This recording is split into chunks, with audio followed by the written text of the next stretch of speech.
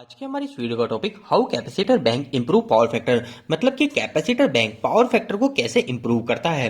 दोस्तों आज का यह टॉपिक और यह सवाल इलेक्ट्रिकल के इंटरव्यू के पॉइंट ऑफ व्यू से काफी ज्यादा इंपॉर्टेंट है, क्योंकि इलेक्ट्रिकल के इंटरव्यू के अंदर पावर फैक्टर से जुड़े काफी ज्यादा क्वेश्चन पूछे जाते हैं और इसमें पावर फैक्टर को हमारा कैपेसिटर बैंक कैसे सही कर लेता है यह भी काफी ज्यादा पूछा जाता है। तो अब जब भी आपसे इस प्रकार का सवाल पूछा जाता है तो आपको क्या जवाब देना है वही आज के इस वीडियो के अंदर हम जान लेंगे। तो वीडियो को स्टार्ट कर लेते हैं। दोस्तों वीडियो के स्टार्टिंग में सबसे पहली चीज आपको यह पता होनी चाहिए कि आखिर इलेक्ट्रिकल सिस्टम में पावर फैक्टर क्या होता है। और अगर हम इसके जवाब की बात करें तो यह काफी ज्यादा सिंपल सा है कि जब भी हम हमारी इंडस्ट्री के अंदर किसी भी लोड को चलाते हैं तो वहां पर जो पावर दी जाती है, जैसे कि मान लीजिए कि मेरी मोटर है, ये जो मेरी मोटर पावर को ले रही है, ये पावर हमारी दो टाइप की होती है। नंबर 1 हो जाती है हमारी एक्टिव पावर और सेकंड पावर हो जाती है हमारी रिएक्टिव पावर। अब आखिर ये एक्टिव पावर और रिएक्टिव पावर क्या है? तो दोस्तों इस वीडियो के हिसाब से आप सिंपल सी बात ऐसे समझ लीजिए कि जो एक्टिव पावर है वो एक्टिव पावर तो ऐसी पावर है जो कि मोटर असलियत में ले रही है, लेकिन जो रिएक्टिव पावर है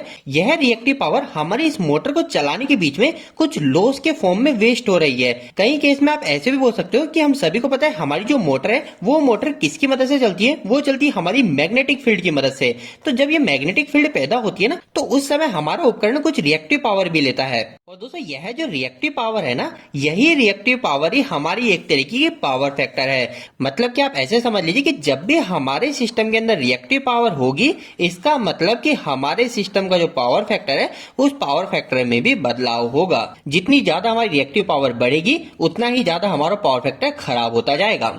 तो दोस्तों अभी तक तो हमने यह जान लिया कि आखिरकार पावर फैक्टर क्या होता है। अगर हम सिंपल सी बात करें तो हमारे सिस्टम में जैसे ही रिएक्टिव पावर आ जाती है इतने में ही हमारा पावर फैक्टर खराब होने लग जाता है। अब हमारे पास में अगला सवाल ये आता है, फिर आखिरकार जो कैपेसिटर बैंक है वो हमारे पावर फैक्टर को कैसे इंप्रूव कर रहा है। दोस्तों यहाँ पर हमारा आज का यह सवाल और भी ज्यादा कॉम्प्लिकेट तब हो जाता है और भी ज्यादा मुश्किल तब हो जाता है जब हमें यह पता चलता है कि हम जो कैपेसिटर का इस्तेमाल करते हैं ना, यह कैपेसिटर भी हमारे सिस्टम के अंदर रिएक्टिव पावर को ही जनरेट करते हैं। मतलब कि जो हमारी यह मोटर या कोई भी लोड है जब भी हमारे रिएक्टिव पावर को लेता है तो उसके कारण क्या होता है, हमारा पावर फैक्टर खराब होता है।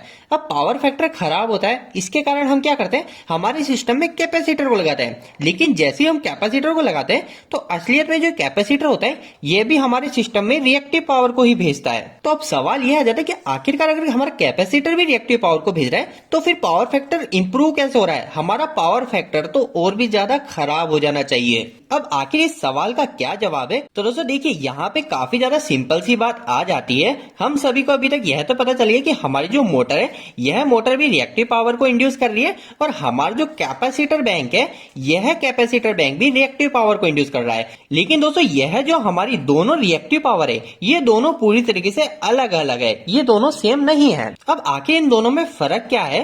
तो आपको यह पता होना चाहिए कि हमारी जो मोटर है या फिर हमारा कोई भी इंडक्टिव लोड है, आखिर इंडक्टिव लोड क्या होता है? तो जिसके अंदर भी हमारी कॉइल लग रही है और हमारा कुछ वर्क मैग्नेटिक फील्ड के कारण हो रहा है, जैसे कि हमारे मोटर के अंदर मोटर घूमती है मैग्नेटिक फील्ड की मदद से, हमारा ट्रांसफार्मर होता है, तो यह सभी जो भी है ये इंडक्टिव लोड है।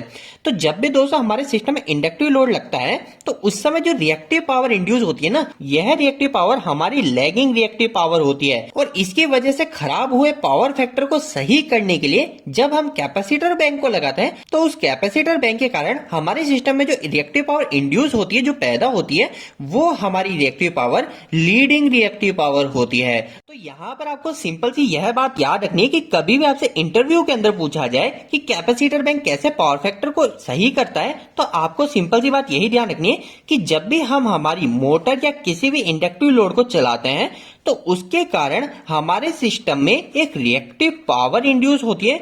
यह जो रिएक्टिव पावर होती है यह हमारी लैगिंग रिएक्टिव पावर होती है। अब इस लैगिंग रिएक्टिव पावर के इंड्यूस होने के कारण हमारे सिस्टम का पावर फैक्टर खराब हो जाता है और इसके बाद में इस पावर फैक्टर को सही करने के लिए हम हमारे सिस्टम के अंदर किसे लगाते हैं? हम हमारे सिस्टम में कैपेसिटर बैंक को लगाते हैं। और यह जो कैपेसिटर बैंक होता है यह कैपेसिटर बैंक हमारे लीडिंग रिएक्टिव पावर को पैदा करता है, जिसके कारण हमारा जो लीडिंग रिएक्टिव पावर है यह हमारे लैगिंग रिएक्टिव पावर को कंपनसेट कर देता है, मतलब कि उसे कम कर देता है। और इसी के मदद से हमारा जो पावर फैक्टर खराब हो रहा था वह इंप्रूव हो जाता है, मतलब सही हो जाता है।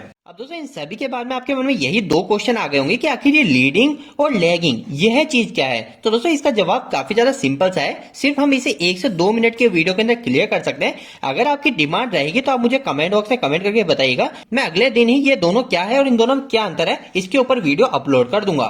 उम्मीद है कि आपको आज का यह वीडियो कहीं ना कहीं हेल्पफुल साबित हुआ होगा। आपको ये वीडियो कैसा लगा, इस वीडियो को लाइक करके जरूर बताएं। अगर आपका कोई भी सवाल इस वीडियो के प्रति या फिर इलेक्ट्रिकल जरूरत है, आप मुझे नीचे कमेंट बॉक्स में कमेंट करके पूछ सकते हैं। इलेक्ट्रिकल वीडियो अगर आप देखना पसंद करते हैं, आज हमारे चैनल को सब्सक्राइब कर लीजिए। आज के लिए इतना ही, धन्यवाद।